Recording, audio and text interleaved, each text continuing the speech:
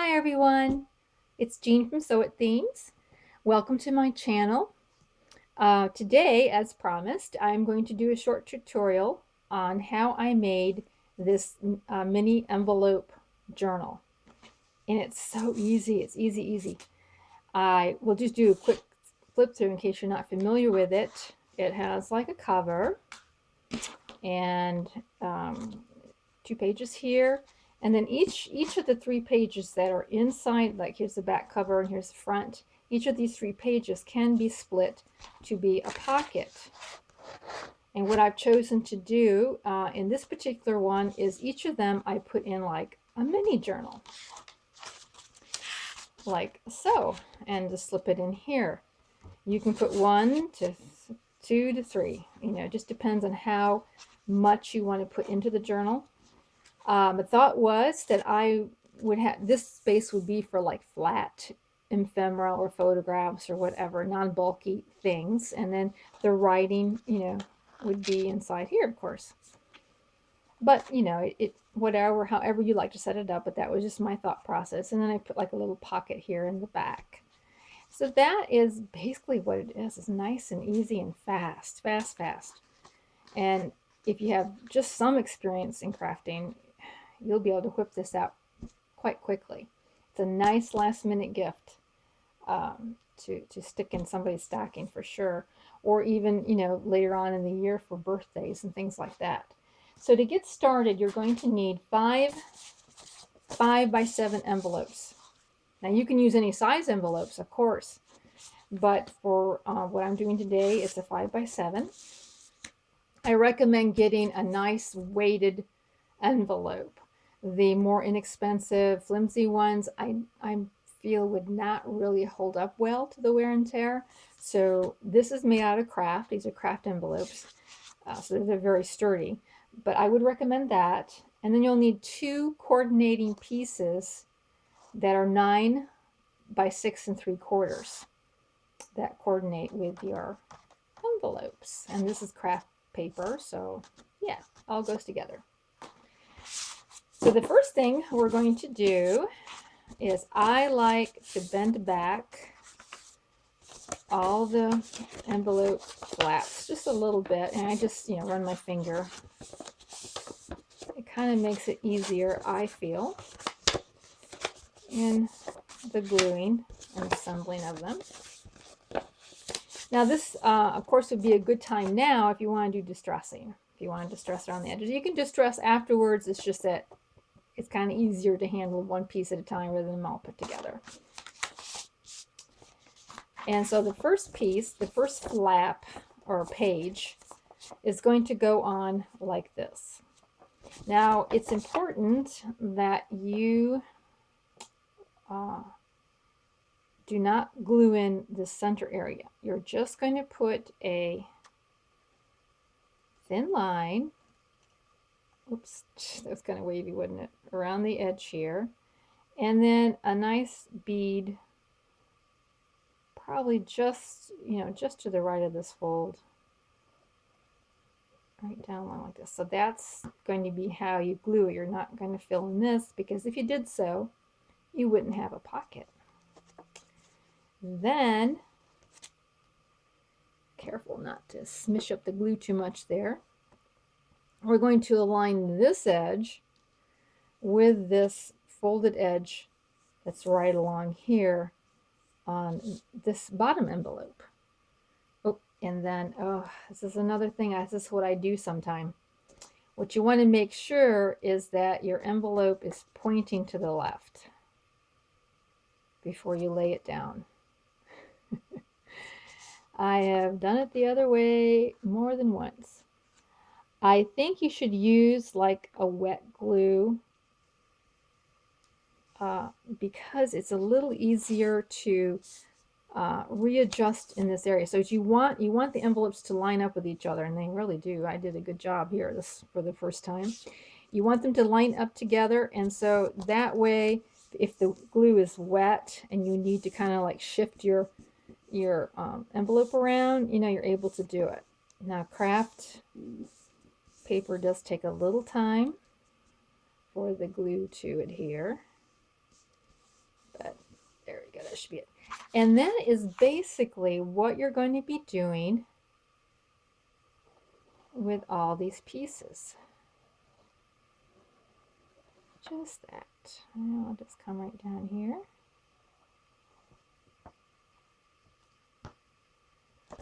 Fold it over. Make sure it's pointing this way. Like this. And then line it up. Yeah, I want to do it the opposite way. I'm telling you, I'm really fighting with myself. I haven't made one for a little while. There we go. Now, normally I would stop here and just do the rest off camera, but I had a little computer problem lately. My computer crashed, and I don't have really good editing software on my phone. I don't have a very good phone, actually. So I'm waiting for Christmas to get a good phone. So I can't do any editing right now. I can just upload it. So to stop and start would be really hard. Alright, so now we're going to align it up again. And you just want to make sure that these edges are looking good, and they're looking good. So we just have one more piece after this. So you see that if you were to fill this part in with glue and then glued it down, you'd be gluing right onto here so that your pocket couldn't slip in. So that's why it's important to go all the way around the edge. And you're not limited to just 3 pages on the inside. I mean, I'm sure you could do more. I don't know how many more, but I'm sure you could. All right. Yeah, we want to go like that. So put it down this way. Alrighty. There we go. So I am just going to put in this many pages in my particular mini journal. Glue there. Okay, now we have to bring this over here. But if you'll notice, you have like a little bit of a spine here started, right? So this is up, you know, less than 1/4 of an inch higher than the flap. And it's good to kind of get in here and glue, put some extra glue in here to get those things kind of put together. So I put in a nice bead inside here to kind of cover all those pieces that are sitting stacked up on top of each other. And then I am going to run my finger through here and then put this over and run my finger again so that I've kind of made a little mini spine on that. All right. And so once I do that, I can, actually I should have done the mini spine fold before I glued, but that's okay. Okay. Yep, I should have glued it before, after I folded it over. But here we go. There is, and it's okay because you're going to be covering this up. So here then is the envelope, the mini envelope journal. Now what I do, and you can do this however you want. You can use decorative edge cutters, scissors, you know, your imagination, however you want to just take off a little thin piece here for the pockets. So I'm bringing over my cutter here, And, you know, you could, you know, make a pocket in the front cover. I just don't, because I like a nice, don't want to weaken it any. But I am actually going to make two, well, I guess I'll make three. I guess I'll cut all of them. I'll cut all 3 pages for a pocket, and then I can decide how I'm going to do that later. So this would be really easy to bulk make these, and then you just have them on hand, and you can put any kind of theme in them that you want to put in them, right? And there's your little mini journal. Now oops, I have to go drop on the floor. Sorry about that. It flew away over here. All right. Now you get your 9 by 6 1/4. I like to round the edges because, you know, I tell you, craft paper is so stiff that it almost hurts when you get poked by it. There we go. And that is just easy peasy. Now, if you want to put a decorative edge on it, like I did on this particular one, I would recommend doing it before you fold it. In this case, you know, I didn't, or I did actually, and I overlapped it because I wanted it to be overlapped like this. So I cut it first and then I folded it where I wanted the fold. You may want the fold, see, did I do that to all of them? Yeah, I did. You may want the fold to come together, you know, put the decorative cut on it and then, you know, fold them up this way. But whatever, I would do the decorative side first before I folded it. And then you just simply fold it. And, you know, you want to get your bone folder to really get in there.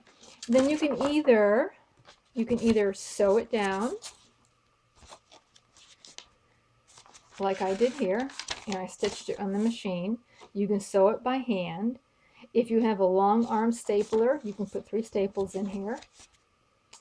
And then you're set with your little journal that will fit in here eventually once you get your papers put in.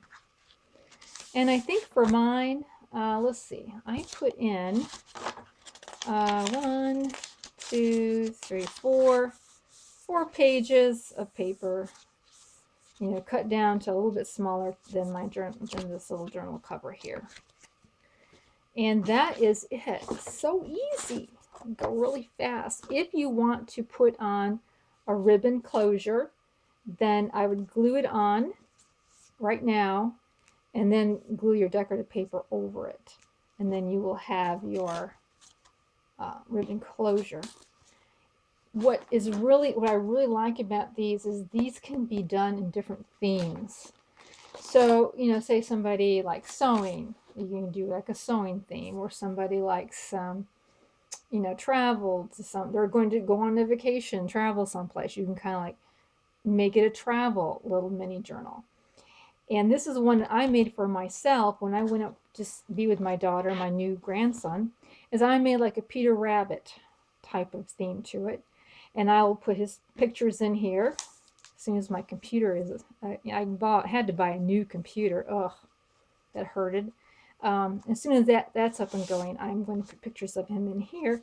And then I've just made, you know, some little journal notes inside these little pages here, you know, kind of talking about him as a baby and, you know, my experiences and feelings and that type of thing.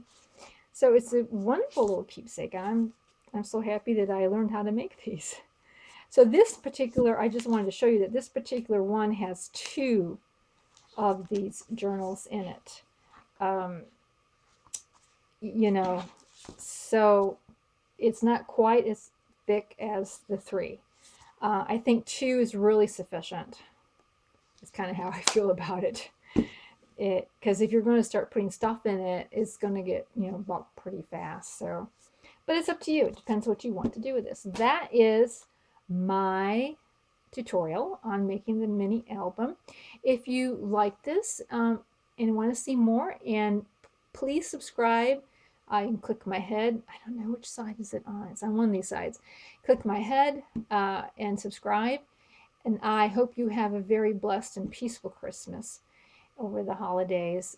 Probably most of us are going to be taking a break, and we'll be back again in the new year with some more fun stuff. Thanks so much for watching. Take care. Bye.